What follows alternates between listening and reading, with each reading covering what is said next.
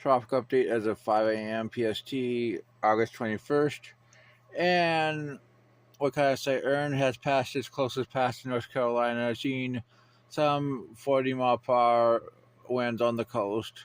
Has 105 mile per hour winds as of the AM Eastern Standard Time advisory, moving northwest east or 25 degrees at 17 miles per hour. Tropical storm warnings are still in effect. Yep. We could show you a satellite of our storm. It's expected to weaken over the next 2 to 3 days, then become extra tropical as it heads more and more eastward. Yep. We can show you the track for this. As you see, it turns more or less east-northeastward around 24 to 36 hours, then out to sea. Becoming extra tropical by midday Saturday, which is in line with all the models. Pretty straightforward. Well, that's what we have on Erin. Incredible storm. Now we're going to talk about 99L, which is a depression. Let's be honest. It clearly has an LSC strain convection. There is no reason for the ANC not to upgrade this. I don't get it. They continue with this 40% BS. I'm just gonna point it out. There's just no way that it's not having advisories written on it right now. But the ANC does this. Has 30 knot winds and expected to head westward for the next 3 to 5 days. GFS and neighbors also support this idea, more or less. GEPS actually has come around a little bit more, showing a sustained development over the next 5-7 days, even moving into the Caribbean, some of them, or north of the Caribbean, which is pretty much the pattern this season so far with the trough. So I think this does develop. I mean, I think it's gonna have to form literally an eye wall, but they get actually recognized as a tropical cyclone. But one of these days, it will be recognized. And intensity models do strengthen it after about 84 hours into a tropical storm. Ship shows a hurricane. Well, we got another system to just to the east of the leewards, has 40% chance of developing in the next 2 days, 7 days at 70%.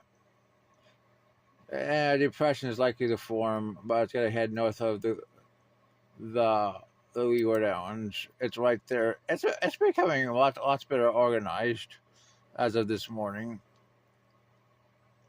You can even see some hints of an LC trying to form.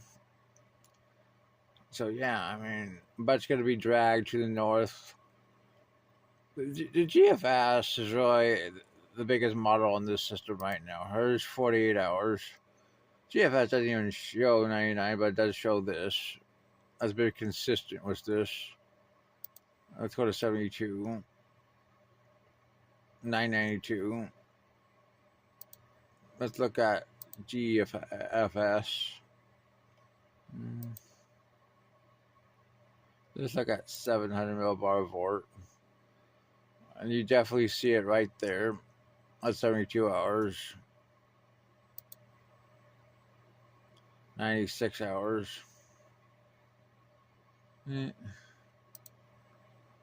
CMC definitely shows it. 120 hours definitely shows it. And it also shows the 30% system in the Eastern Pacific, the CMC,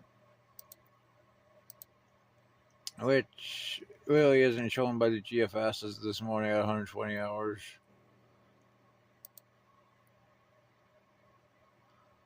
Slight development at 144 on the GFS. for that system, and then near Mexico. Well, we got another system. I mean, as you can see right there, close to the Azores, and it's extremely well organized. It has LSC, it has convection. ASC is going with 30%. I'm going with 50% in the next 2 days chance of development, and it's because of the organization. Let's look at the short term models. See if we can see anything. Yeah, right about there for 0 hour, 12 hours. Not exactly strong, but I mean, it could also be upgraded to a tropical cyclone. Seriously, we could literally have a tropical storm in 12 hours here with 99L, a tropical storm with this in the next 2 days, even, and a tropical storm maybe later today with this. I mean, it's possible. And I think it's more likely that happens than not. I mean, look at that trends this morning. But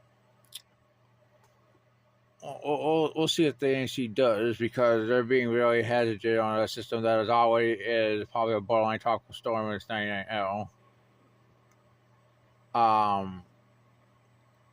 Yeah. Well, anyway, that's your tropical update.